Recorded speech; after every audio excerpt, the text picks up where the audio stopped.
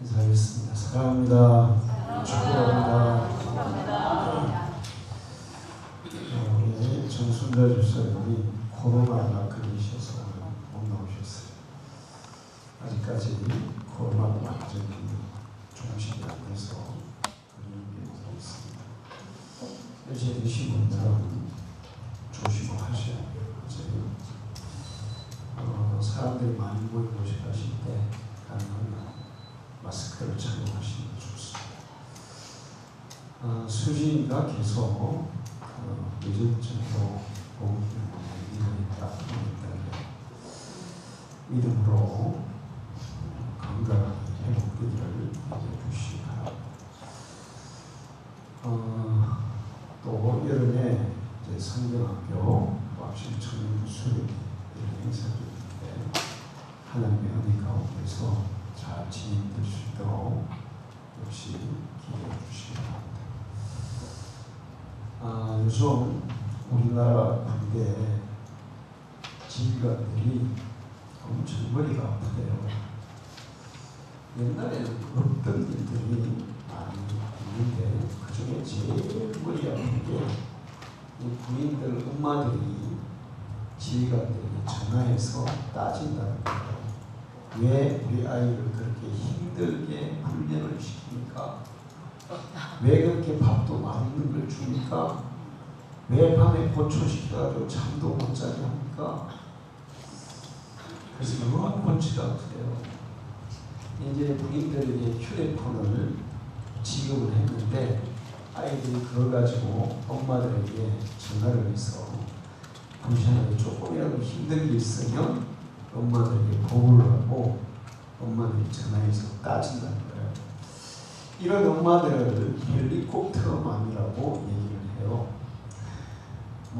여러분 옛날에 그 아이들 만화에나 어디선가 누군가의 무슨 일이 생기면 뭐가 다 있죠. 짠가. 요즘 엄마들이 그래요. 아이들에게 무슨 일이 생기든 어디에 있든 그냥 나타나는 거예요. 전화로 나타나든 직접 찾아가든 그렇게 해서 아이들을 감싸고 돕니다. 그러는 게 아이들을 잘 키우는 일이라고 생각을 해요. 그런데 이 실리콘밸리, 미국 실리콘밸리에서 세 자매가 엄청난 성공을 거둔 세 자매가 있어요. 첫째 딸이 뭐냐면 유튜브 창업자예요. 지금 유튜브 세계적으로 완전히 뜨고 있죠. 두 번째 딸은 대학 교수예요. 세 번째 딸은 그 시가총액이 10억 달러가 되는 유전자 분석 기업의 CEO 회장이에요. 이 세 딸을 아주 훌륭하게 성공적으로 키운 엄마가 에스터 워치처키라는 그런 어머니입니다. 근데 그 어머니가 이 딸들을 키울 때 기본적인 교육 철학이 뭐였냐면 세상에 의미 있는 일을 해라 했어요. 우리나라 부모들은 자식들에게 뭐라고 얘기하죠? 돈 많이 벌어라. 돈 많이 버는 게 최고다.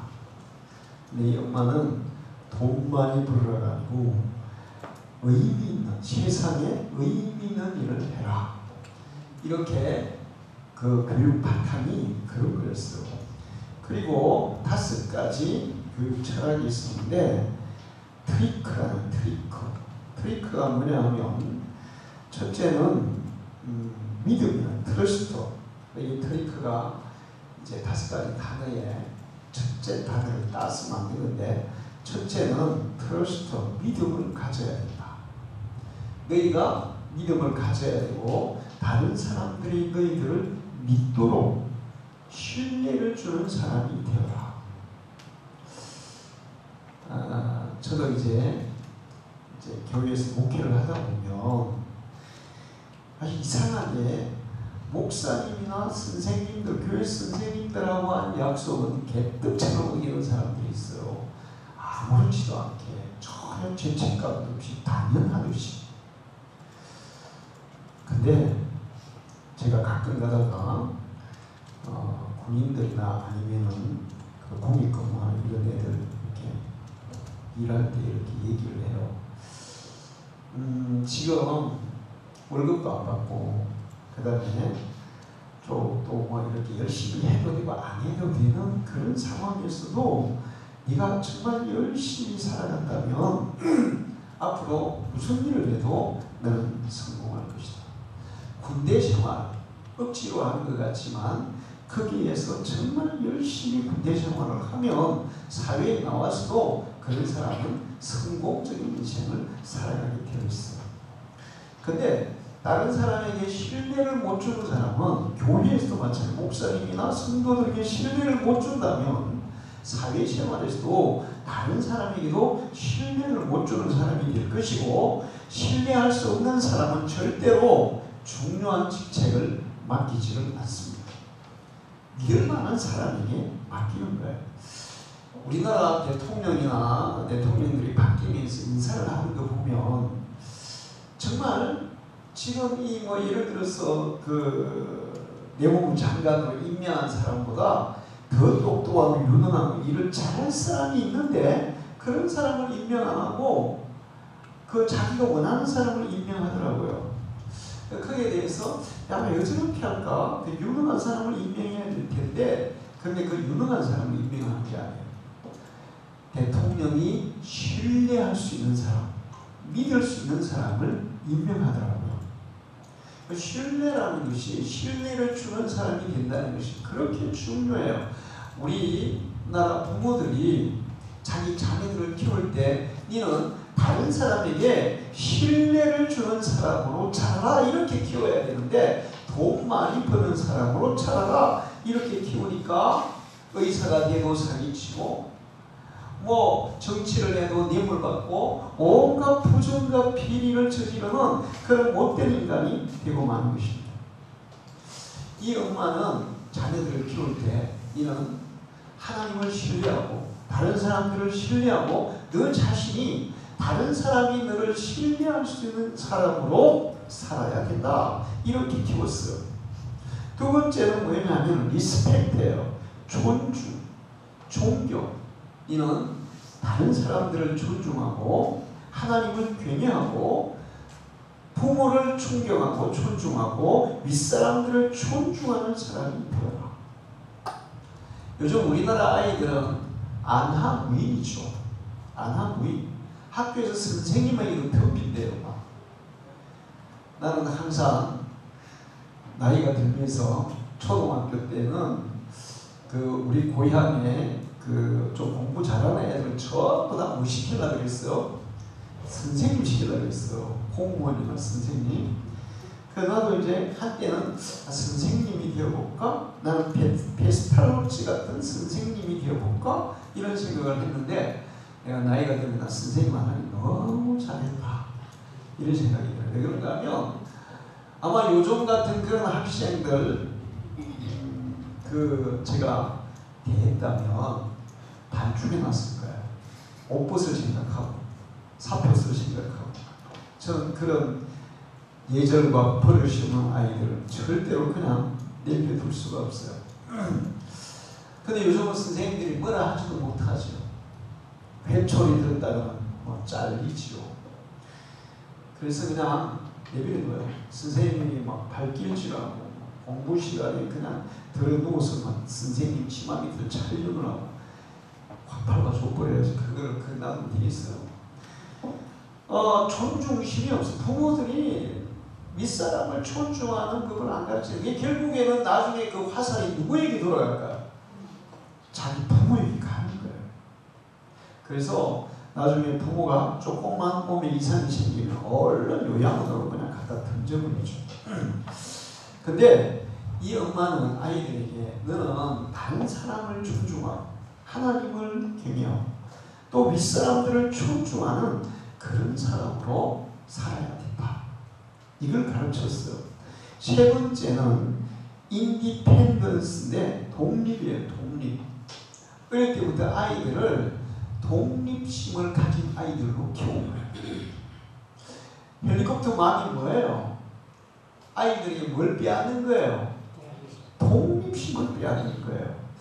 그래서 이 엄마가 오치처키라는 엄마가 다른 엄마들에게 자녀 교육을 얘기할 때 헬리콥터맘, 타이거맘 이런 사람들은 자녀를 망치는 엄마다 이런 얘기를 했어요.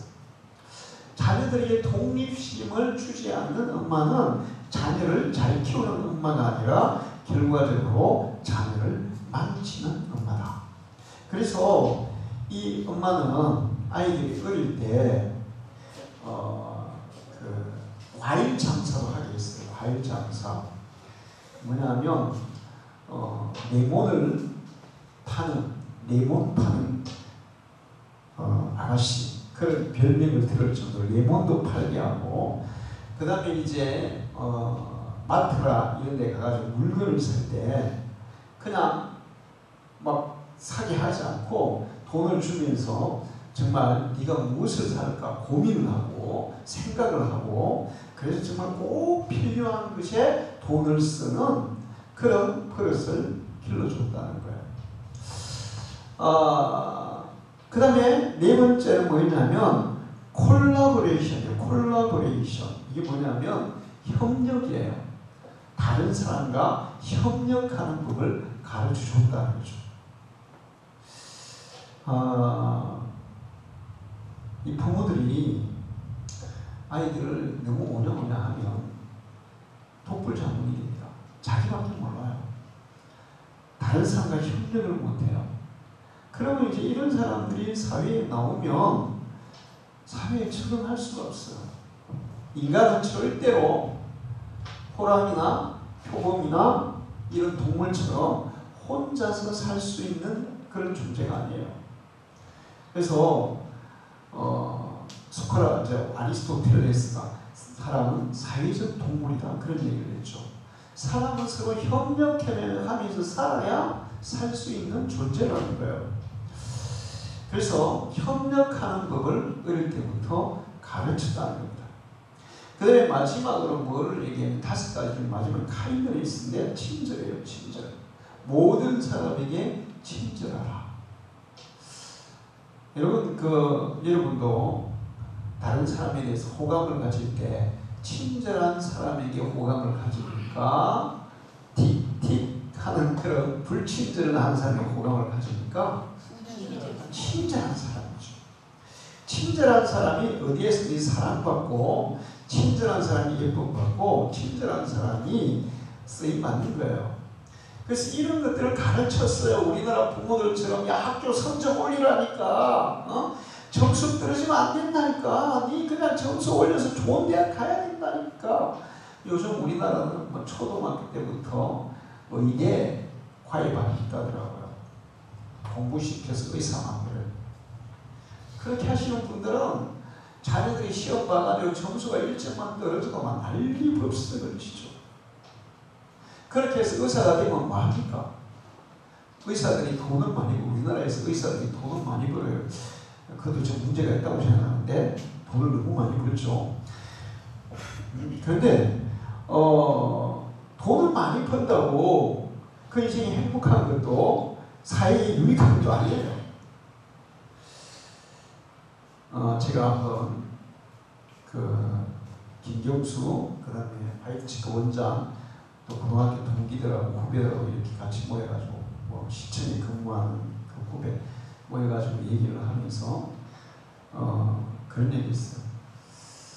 김경수가 정치를 시작했는데 정치가 한 명이 의사 10,000명보다 더 중요한 역할을 할 수 있으니까 바른 정치를 해야 된다. 그게 국가를 살리는 일이다. 이렇게 했더니 원장이 의사도 좋은 일 하는 사람 많아. 저는 하는 것도 있죠. 그러니까 여러분 지금 병원에 가서 이 의사 정말 참 좋은 의사야. 신뢰가 가고 존중이 가고 존경이 가는 의사야. 이런 사람 한 명이라도 봤어요? 이들이 있습니까? 부산에 그래요. 가끔 가다가 있는 것 같아요.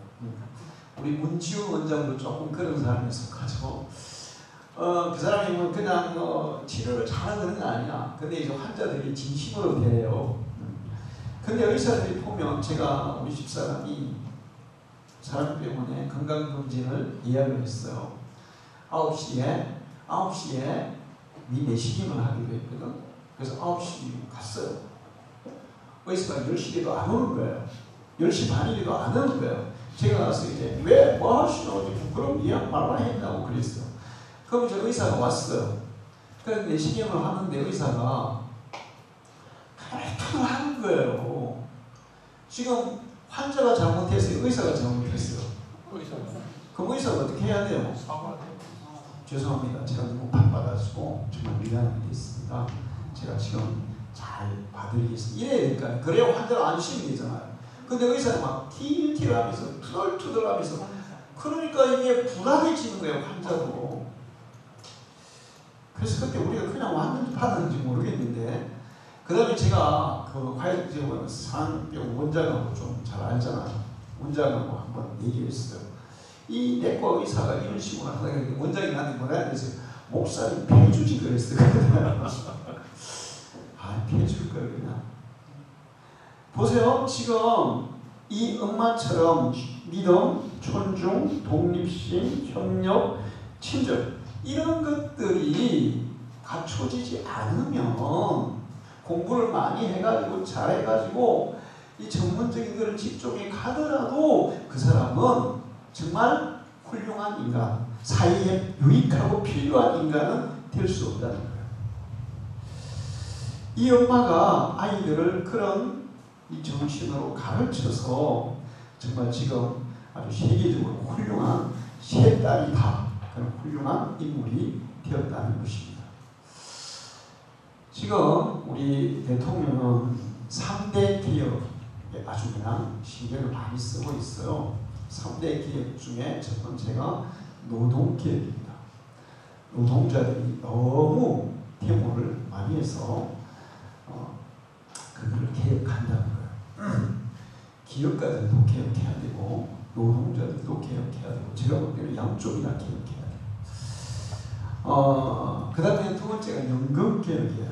앞으로 이제 연금이 얼마 지나지 않으면 고갈될 거다. 그래서 연금을 못 받을 수도 있다. 연금 개혁을 안 하면 안 된다. 연금 개혁을 해야 되는데 이게 너무 어려운 작업이거든요. 고양이 목에 파물 달기 같은 거예요. 고양이 목에 쥐가 파물을 달면 파물 다는 쥐는 어떻게 돼야 되죠? 희생돼야 되잖아요. 정치도 마찬가지예요. 지금 국민연금을 개혁을 국민연금 고갈을 되지 않도록 개혁을 해버리면 국민들이 엄청난 국민연금을 받아야 되는 그런 국민들이 엄청난 반발을 해서 야 대통령 갈아치우자 이렇게 나온단 말이에요. 그게 어려워요. 근데 세 번째 이 추진하는 게 뭐냐면 교육개혁이에요. 우리나라 교육을 개혁해서 정말 좋은 교육을 만들자 이런 것으로 교육개혁을 하려고 하고 있어요. 우리나라는 태어나자마자부터 부모들이 교육에 엄청 신경을 쓰는데 교육의 목적이 뭐냐면 아까 얘기했잖아요. 뭐 믿음, 그 다음에 뭐 친절, 뭐 신뢰 이런 게 아니라 사회를 유익하게 하는 교육이 아니라 어떻게 하면 좋은 대학에 가가지고 돈을 많이 버는 사람으로 살게 할까? 이게 교육의 목적이 되어 있습니다.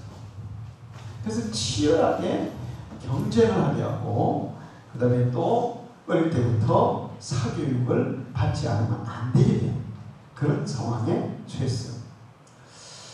우리나라 교육이 문제가 많다는 것을 이제 미국의 어떤 교수가 연구를 했어요. 미국 아이들, 한국 아이들, 다른 나라 아이들 연구를 했는데 한국 유학생 아이에게 물었어요. 네가 공부를 잘한다고 생각하니? 그랬더니 이 아이가 나는 별로 잘 못한다고 생각합니다. 이러는 거예요. 그래서 미국 학생이 물었어요. 네가 공부를 잘한다고 생각하니? 그랬더니 저는 정말 잘합니다. 공부도 잘하고 이것도 잘하고 저것도 잘합니다. 정말 잘합니다. 막 이러는 거예요.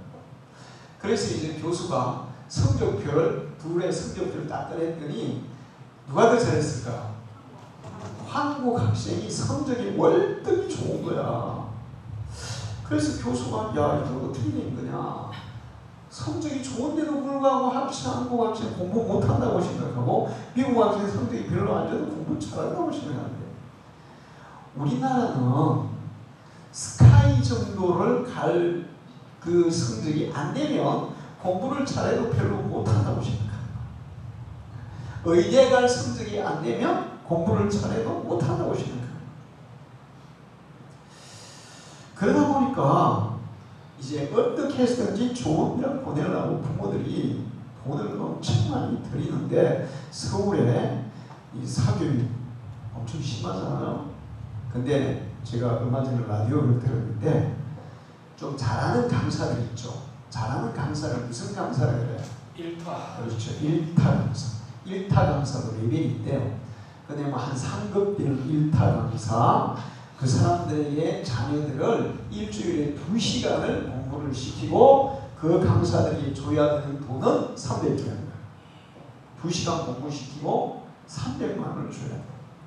그러면 1타 강사 중에 한 두 번째 그룹 레벨에 들어가는 강사들에게 일주일에 2시간 공부시키고 줘야 되는 돈은 얼마 정도 들까요?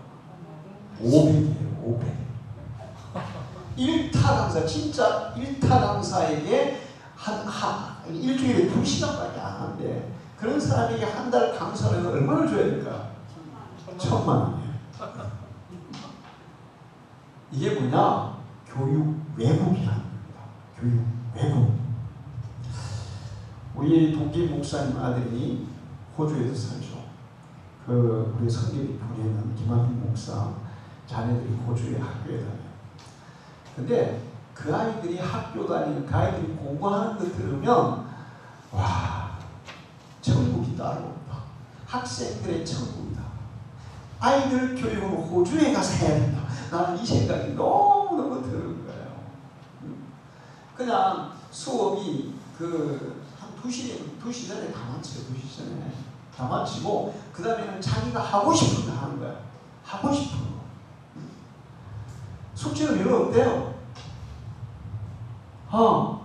자기가 하고 싶은 걸 해서 그렇게 하면서 그거 자기 개발을 해가지고 와 내가 이런 부분에 소질이 있고 이거 하니까 내가 즐겁고 그러면 그쪽 방향으로 개발을 해서 나중에 그쪽 방향 총사를 하게 되면 그 사람은 성공적인 인생을 살게 됩니다. 근데 부모들이 이 아이들이 있잖아요. 아이들마다 능력이 다 다르고 적성이 다 다르고 다 달라요. 어떤 아이들은 정말 공부에 대해서는 전혀 취미가 없고 흥미가 없고 그런데 그런 아이들 중에 어떤 아이들은 기계에 대해서는 정말 취미가 있는 애들이 있거든. 어릴 때부터 막 기계 만지고 조작하고 이런 애들이 있어요. 근데 부모들이 야 자식아 그거 하지 말라니까 그런 걸 왜 하냐면서 막 혼내고 학원 보내가지고 공부도 하기 싫은데 학원 보내가지고 돈 버리고 애 버리고 시간 버리고 그런다고 공부가 됩니까? 공부도 어느 정도 좀 타고나야 되거든요. 공부 잘하는 것도 어느 정도 타고나야 된다고요. 그게 운동 잘하는 거 그것도 타고나야 돼요? 안 타고나야 돼요? 타고나야 돼요. 그래서 어떤 사람이 그렇게 얘기했어. 모든 것은 타고난 재능이 70%고 이 30%가 노력에 의해서 된다. 타고난 재능이 70%라는 거예요. 공부도 그래요. 어떤 아이들은 공부는 잘 못해. 그런데 음악에 소질이 있는 애들 있잖아요. 요즘 우리나라에서 뜨는 그룹이 있어요. 포레스테라라고 여러분 들어보셨어요? 포레스테라. 막 지금 세계적으로 막 방방 뜨고 있어요. 그 중에 강형호라는 애가 있는데 부산대 화학과를 갔어요. 화학 연구가예요. 근데 걔는 어릴 때부터 노래를 너무 좋아하는 거야. 그래서 노래를 하고 싶은데 아버지가 노래를 못하게 했어. 그러니까 우리나라 사람들의 전통적인 의식 중에 의식이 뭐가 있어요? 노래하거나 음악을 하면 딴따라 그래가지고 그냥 못하게 하고. 근데 그거 하면서 이제 팬텀싱인가 거기 나와가지고 이제 올라가서 우승하고 지금 포레테라 활동을 하는데 와, 정말 대단해요. 얘는 갑자기 남자 목소리로 큰 노래를 하다가 갑자기 하이 소프라노, 그러니까 여자들 중에서 조수미 같은 소프라노로 막 노래를 해요.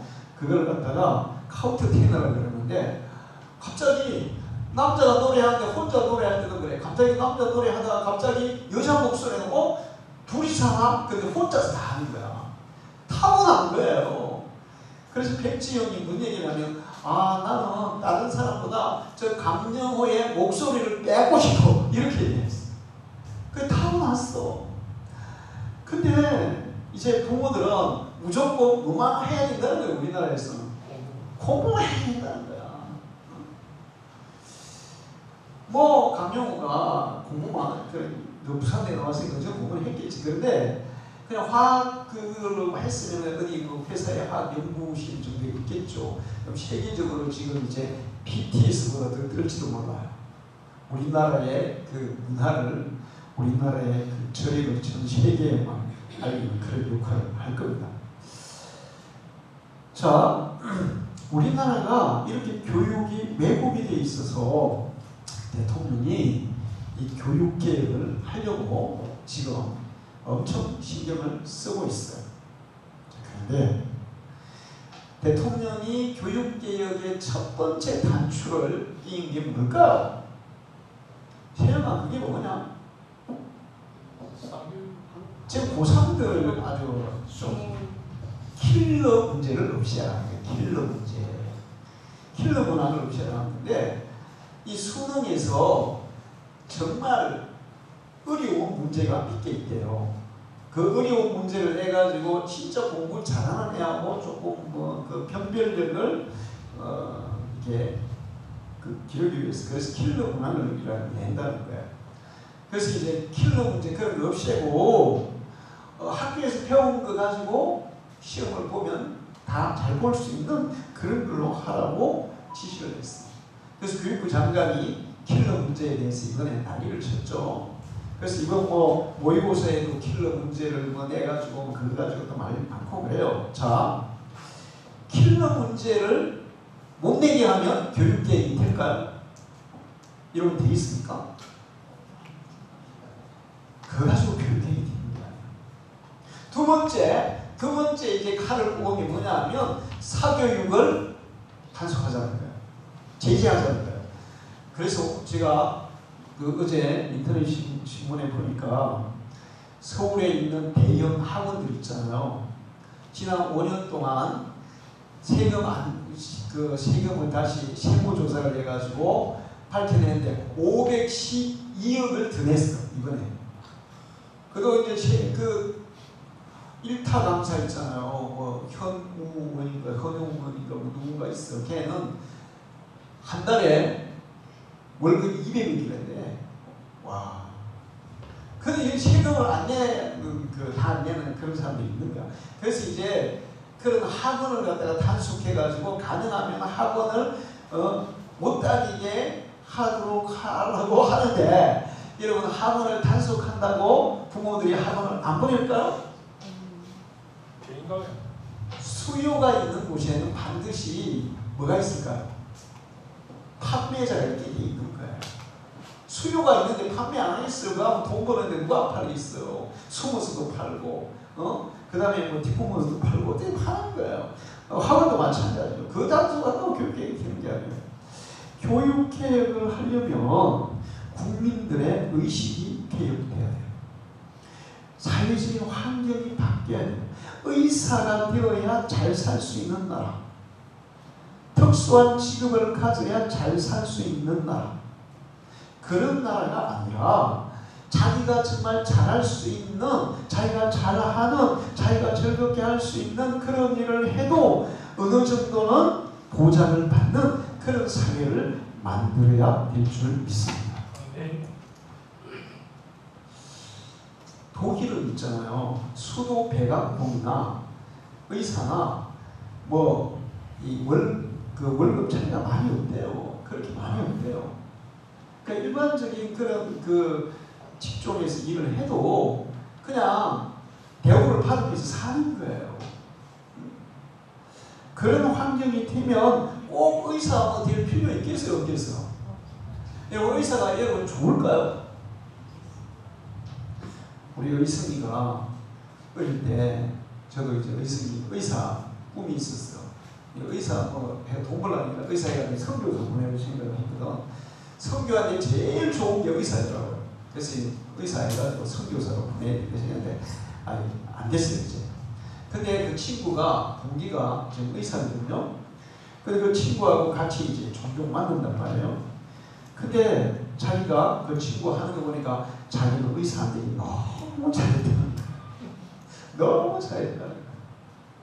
그리고 이제 또 지금 이제 다 직장에 갔어요. 의사도 직장하고 친구도 직장 갔어. 의사 직장 갔어. 월급 의사가 의성이가 훨씬 많아요. 그러니까. 근데 의성이가 친구가 안 부럽대. 왜? 그 친구는 토요일도 없고 주일도 없고 퇴근도 없어. 의성이는 정확한 시간에 퇴근하고 뭐 자기가 그 토요일 날 근무 안 하죠. 주일도 근무 안 하죠. 요즘 직장을 가지려고 하는 청년들의 직장 선호도의 1번이 뭐냐면 임금을 많이 주는 거고, 임금 한 70%가 임금 많이 주는 데를 선호해요. 근데 두 번째 선호하는 게 뭔지 아세요? 워라밸이라는 거예요. 워라밸. 워라밸이 뭐냐? 직장 생활과 개인 생활을 서로 이렇게 균형 있게 할 수 있는. 직장 생활도 하지만 내 개인적인 생활도 내가 하고 싶은 것도 할 수 있으면서 직장 생활하는 그런 걸 원한다는 거예요. 의사가 돈을 많이 번다고 좋은 직장이 결국 아닙니다. 쉬는 날도 없어요. 휴일도 없어요. 그냥 토요일도 없어요. 퇴근도 없어요. 그리고 의사가 될 때까지도 마찬가지야. 뭐 인턴, 레지던트 이런 거 막 하는 과정에 있어서는 아예 그냥 그 병원 기숙사에서 먹고 자고 막 24시간 그냥 초긴장 상태로 살아야 된다. 근데 월급을 많이 받으니까 부모들은 그런 거 모르고 애들을 무조건 의사를 시키려고 사회적인 이런 그 환경 그런 것들이 바뀌지 않으면 교육개혁은 절대로 이루어질 수가 없습니다. 대한상공회의소에서 청년들 직장 의식 조사를 했는데 19년 34일까지 했어요. 의식 조사를 해보니까 직장 선호도 64%가 대기업, 그 다음에 두 번째 44%가 공공부문, 그러니까 공무원들이다. 공무원. 그 다음에 36%가 중견기업, 중소기업은 가겠다는 사람이 15%밖에 안 돼 있어요. 중소기업은 안 간다. 그래서 또 이제 또 다른 조사를 했는데 그게 뭐냐면 그 중소기업, 중소기업은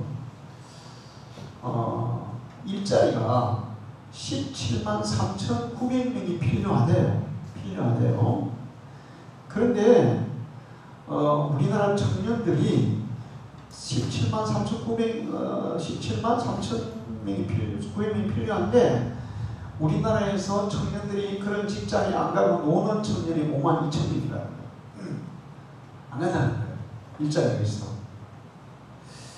중소기업에 왜 안 가려고 그러냐 조사해보니까 월급이 적어서, 그 다음에 아까 얘기한 워라밸, 그게 실현하기가 어려웠어. 미래가 불통해서 고용 안정성이 떨어져서 사회적으로 인식이 안 좋아서 인식 그게 뭐가 그리 중요해. 나를 어떻게 보니 뭐가 중요합니까? 내가 내 인생에 만족하고 자족하고 즐거우면 그게 최고예요. 할렐루야. 자, 그리고 희망하는 그 회사에서 월급을 얼마 정도 받으면 좋겠냐 그랬더니 이제 대졸 초봉이 3,000에서 3,500만 원 정도면 좋겠다가 39%, 3,000만 원 미만이면 또 괜찮다 20%, 3,500에서 4,000만 원 정도는 그러면 좋겠다. 한 19%. 이제 이런 식으로 나왔어요. 왜 대기업을 가려고 그러냐? 임금이 많아서, 돈이 많아서. 돈이 많아서가. 지금 우리나라는 지금 뭐가 문제예요, 지금? 돈이면 다 되고, 돈이면 최고고, 돈 많이 버는 게 그냥 인생의 목적이고. 그게 문제라는 거예요, 그게. 그게 안 고쳐지는 한은 이게 교육개혁을 아무리 부르짖어도 불가능합니다.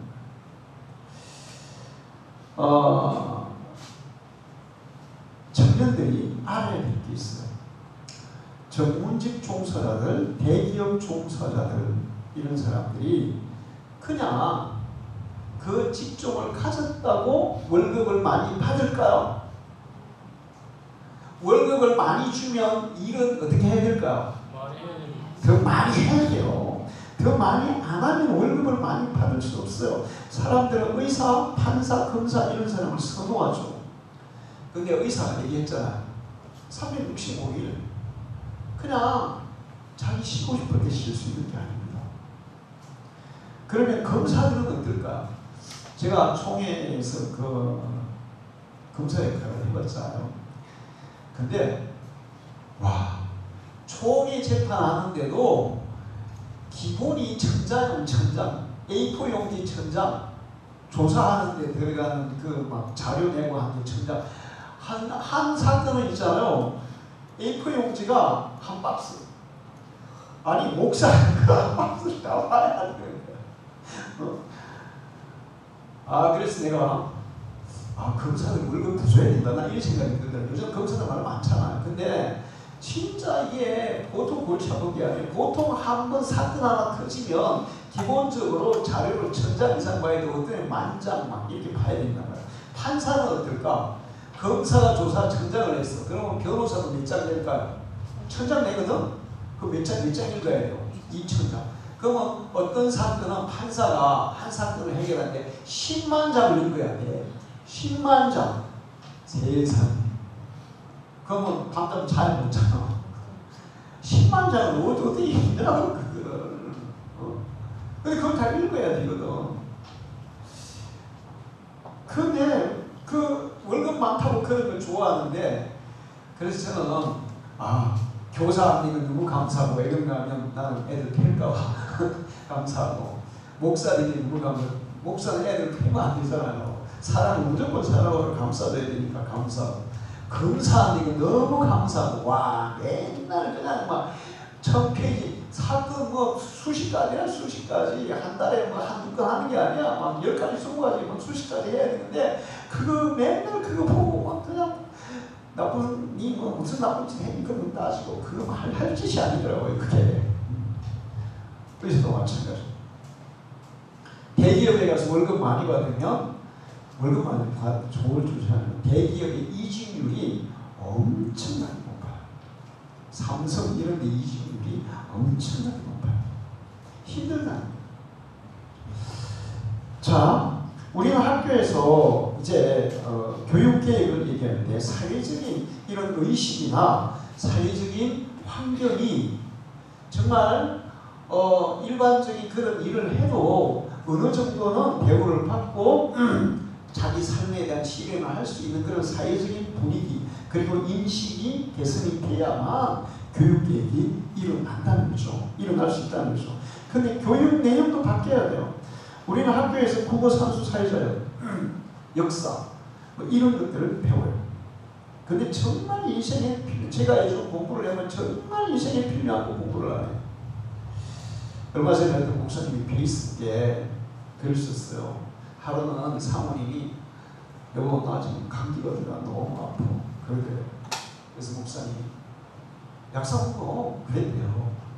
근데 갑자기 사모님이 화를 팍 내면서 당신 신자들 집에 강아지가 아프다 그러면 그렇게 해? 막 이래. 그러면 내가 강아지보다 못해? 막 그랬다는 거예요.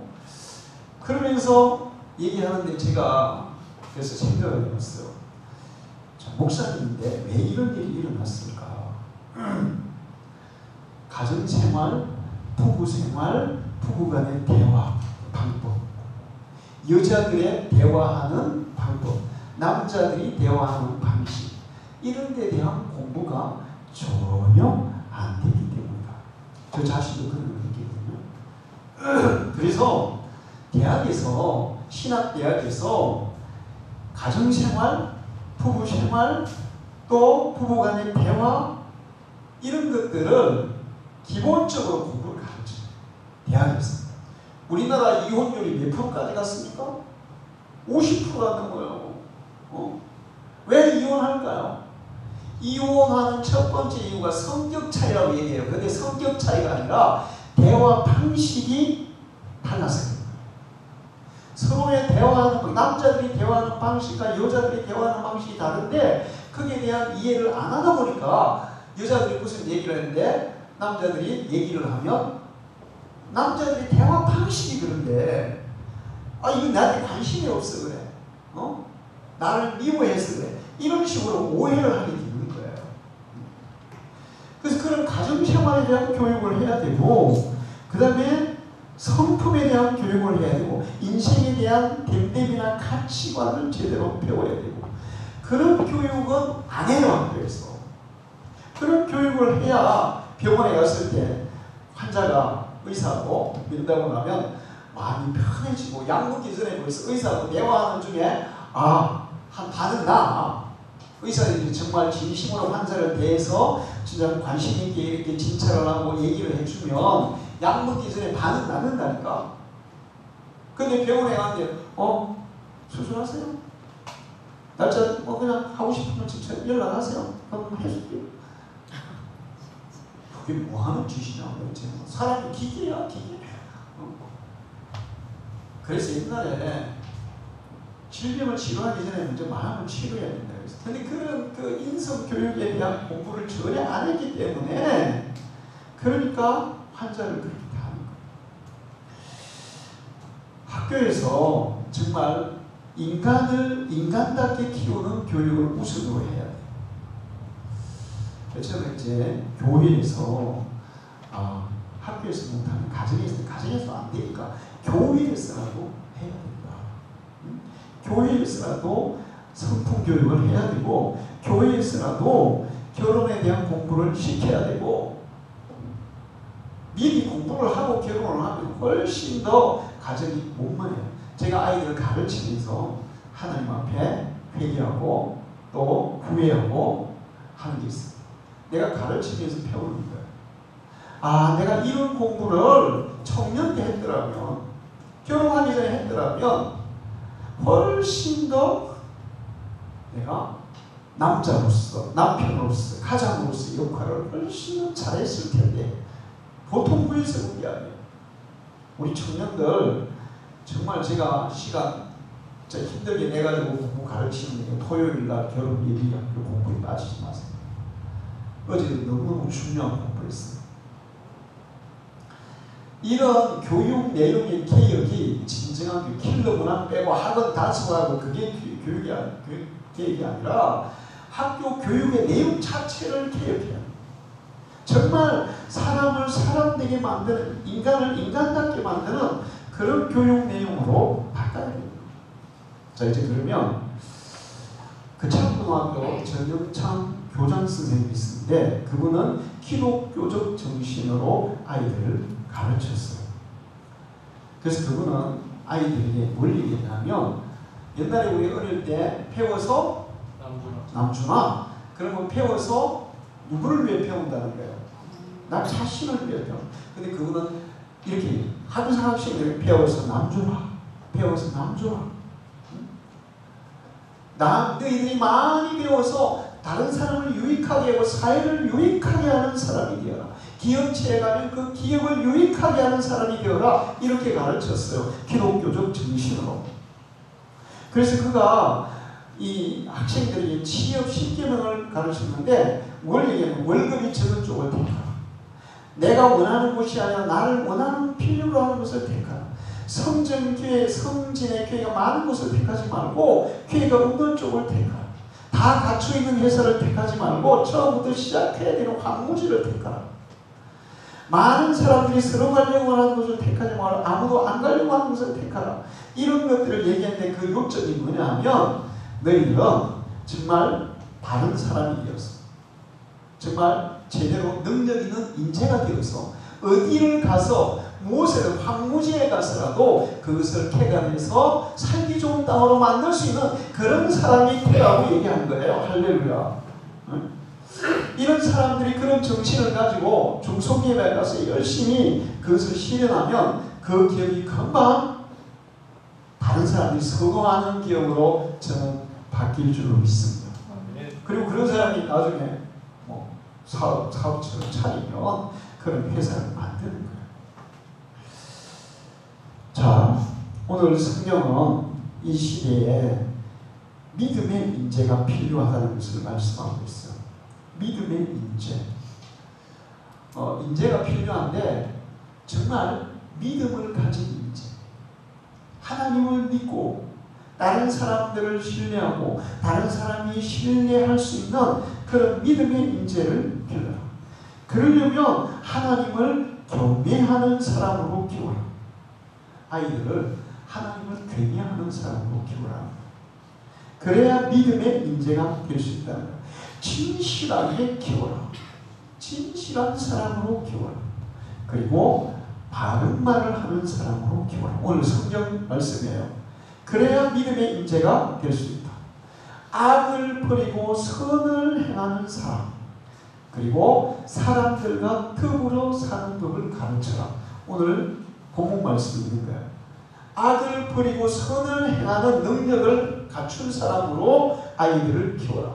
하나님을 경외하고 믿음으로 자라면 그런 사람들은 악을 버리고 선을 행하는 사람, 선한 일을 추구하는 사람이 될 줄 믿습니다. 다른 사람과 더불어 사는 능력을 가지기로. 아까 우리 첫인가 엄마 얘기했죠. 콜라보레이션, 협력, 다른 사람과 더불어 사는 사람. 그런 사람이 사회를 유익하게 하고 또 자기의 인생을 성공적으로 이끌어가는 사람이 되는 것입니다. 여러분, 우리 방주교회가 이런 믿음의 인재들을 길러내는 교회가 되기를 기도하시고 또 우리 선생님들, 우리 모든 성도들이 교회에 오는 아이들을 야, 너희는 미래의 이 나라를 이끌어갈 인재다. 제가 어제 어떤 교회 권사가 전화가 왔는데 얘기하는데 이런 얘기를 하더라고요. 자기가 어린이 전도협회 가가지고 그 길거리에서 아이가 하는 게 뭐죠? 세수식반 해가지고 아이들이 전도한대요. 그래가지고 제가 한 20년 동안 열심히 해가지고 작은 이제 어떤 교회 다니다가 작은 개척교회를 갔어. 근데 이제 주일학 교회가 없었대. 자기가 막 그 세수식반 해가지고 아이들 한 20명을 전도했대요. 그래가지고 아이들이 교회로 왔어.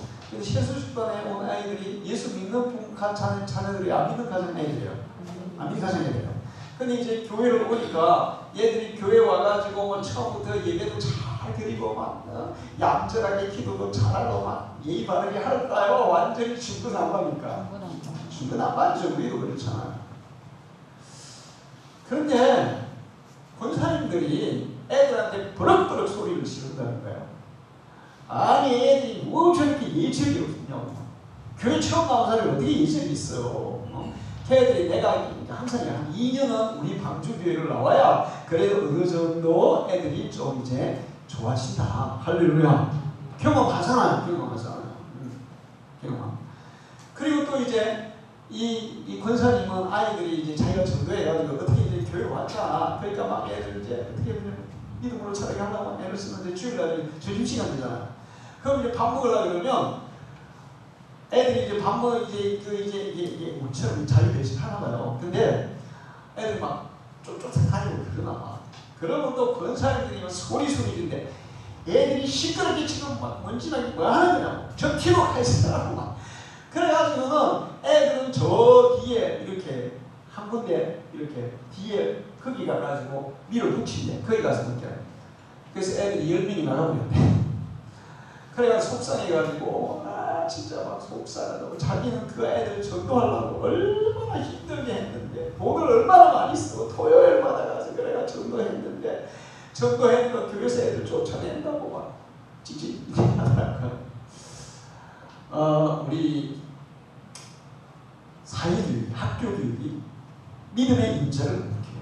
가정에서도 잘 못 키우고, 그러면 이제 그 역할을 교회에서 해줘야 돼. 교회에서 믿음의 인재를 키워서 그 인재들이 자라서 이 나라를 이끌어 가서 정말 살기 좋은 그런 나라로 만들어야 될 줄로 믿습니다.